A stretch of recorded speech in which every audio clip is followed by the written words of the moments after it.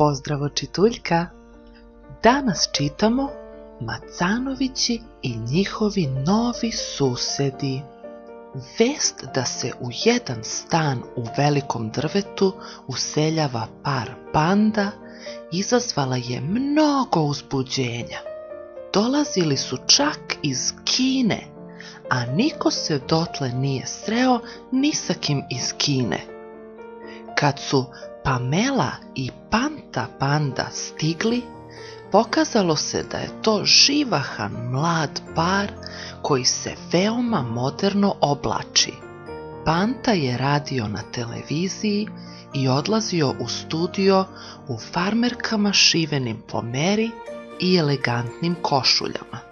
Pamela je radila u reklamnoj agenciji i mladićima iz velikog drveta iskakale su oči kad bi je vidjeli u njenim kratkim suknjicama i tesnim trikojima. Ponekad je čak nosila nekakvu strašnu periku duge ljubičaste kose. Vrlo brzo i drugi počeše da oponašaju stil panda. Braća Zec nabavila su skupe farmerke marke Duško Dugouško, a plovke su viđene u tesnim trikojima. Neko je čak tvrdio da je video Gocu guštericu sa ljubičastom perikom na glavi. Nije je nosila izvan kuće jer ju je sama napravila od svojih zavesa. Jedino susedi pandinih iz prizemlja, Cica i Cican Macanović, nisu se radovali pridošlicama. Za njihov ukus bili su previše bučni. Svake bogovetne večeri Macanovići su spokojno dremali ispred kamina, a onda ih je budila glasna muzika i topot iz stana pandinih.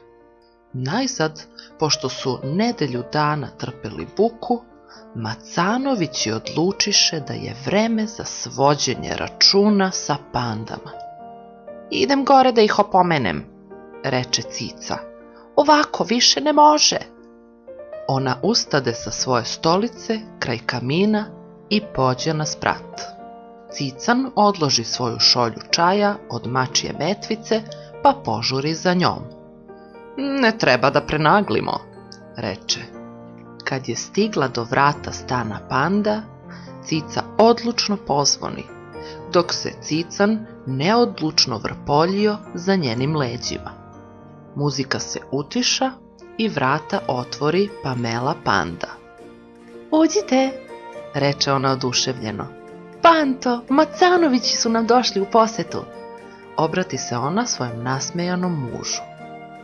Pre nego što su Macanovići mogli da prozbore i jednu reč protivljenja, pande ih uguraše u svoj stan, ponudiše im najudobnije fotelje i poslužiše ih kafom i kolačima. Cica nije stigla da se požali.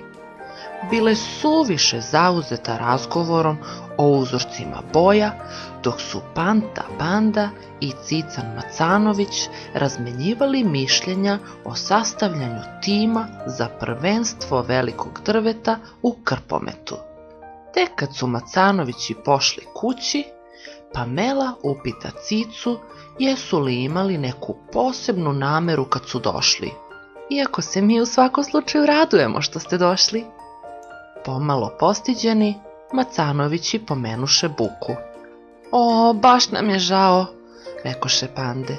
"Nismo znali da vas uznemiravamo. Ubuduće ćemo biti tiši, obećavamo vam." I bili su. Pande više nikad nisu puštali muziku toliko glasno da uznemire svoje najbolje prijatelje Macanoviće.